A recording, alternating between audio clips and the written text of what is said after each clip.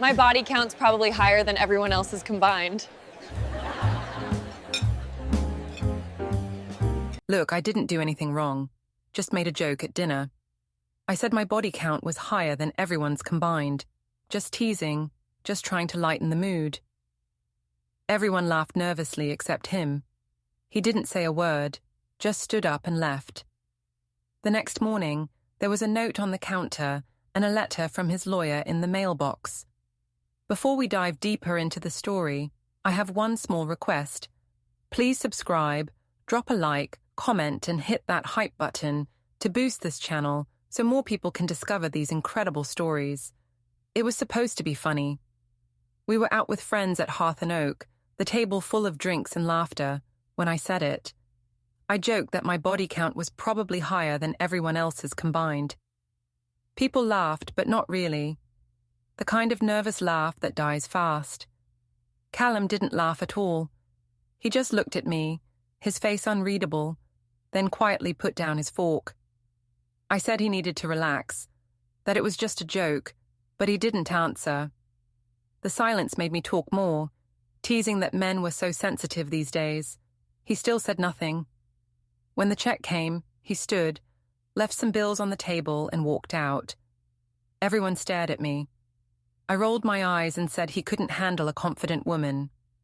At home, he didn't yell or ask questions. He packed a small bag and said he'd stay at his mother's for a few days. I told him he was being dramatic. He said, "You think it's a joke because it's never you being laughed at." Then he left.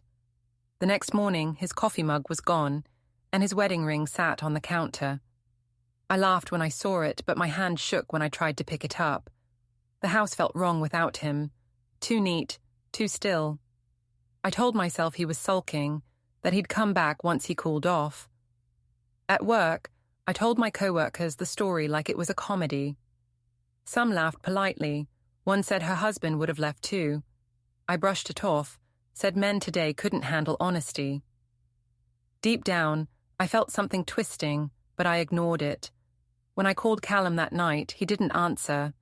Instead, his mother, Ellen, texted me, asking to stop contacting him until he was ready. That message made me furious. I called my own mother, Ruth, who said I shouldn't apologize for having a sense of humor. She said he'd crawl back once he realized how ridiculous he sounded. A few days later, I went to our house to grab paperwork. His office door was half open.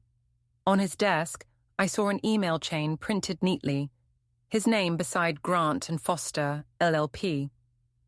My stomach turned. I told myself it couldn't be what it looked like. Still, I took a photo of it. That night, I messaged him saying we needed to talk.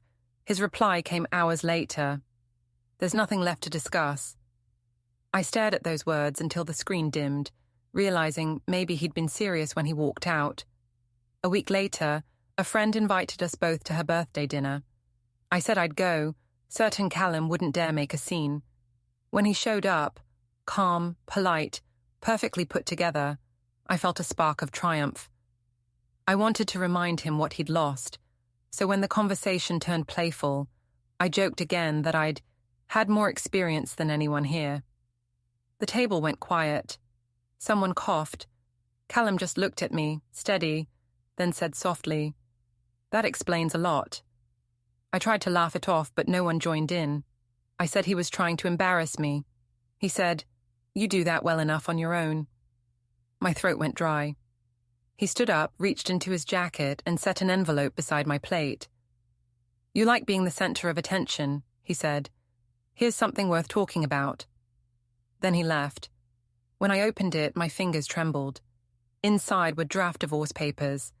The date printed on them was 2 weeks before that first dinner, the night of the joke. He'd already planned this. Everyone at the table pretended not to look at me. I smiled stiffly, said he'd calm down. But as I drove home later, the laughter I forced out sounded nothing like mine. After that night, I couldn't stop thinking about the papers. He had them ready before I even said the joke, like he'd been waiting for a reason. I told myself he wouldn't actually go through with it, that he'd cool off once he saw me trying. I texted him long messages about love, honesty, and misunderstanding.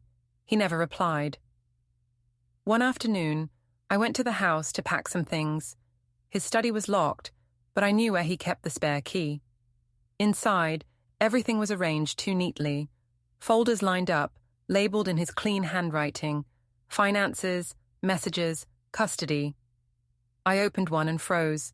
Screenshots of my posts, texts, comments from friends about me, living wild before marriage. Another folder had receipts and bank transfers, marked misuse of shared funds. Every page felt like a quiet accusation. I sat in his chair and whispered that he'd gone too far. But the more I flipped through, the more I realized he hadn't rushed this.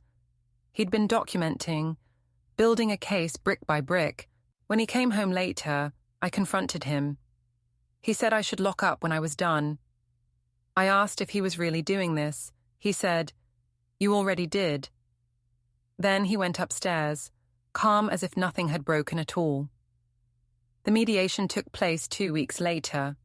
I wore a navy dress, simple and serious, hoping to look composed. When I walked into the office, Callum was already seated with his lawyer. He looked rested, almost peaceful. I smiled politely, expecting him to glance at me, but he didn't. The mediator asked if I wanted to speak first, and I said yes. I told them the whole situation had been exaggerated, that it was only a joke gone wrong. I said Callum had turned humour into a crime. His lawyer opened a folder. Inside were pages, screenshots, bank statements, even printed messages between me and Blake from years ago. My stomach dropped. I said those didn't mean anything. The lawyer said they showed a pattern of public disrespect. Callum stayed silent the entire time. When the mediator asked if he had anything to add, he said softly, "I'm just here for closure." I tried to regain control, told the mediator that men couldn't handle confident women, that I'd never cheated. He replied, "No one said you did." Somehow that hurt worse. When the mediator read the summary, it was clear. Property and custody awarded to Callum, immediate separation. I felt my throat tighten. I looked at him, hoping he'd show mercy, but he simply nodded and thanked the mediator. Then he turned to me and said, "You wanted everyone to laugh. Now they have their ending." He left without waiting for mine.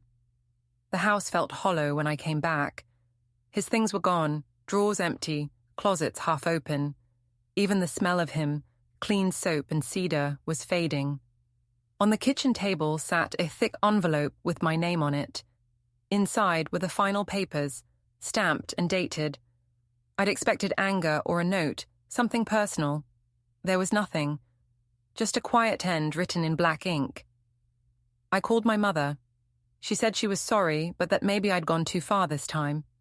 I told her I was just being honest, that humour shouldn't ruin a marriage. She said, "It wasn't humour. It was cruelty dressed as confidence." I hung up before she could say more. For a while, I just walked through the house, touching everything he'd left behind.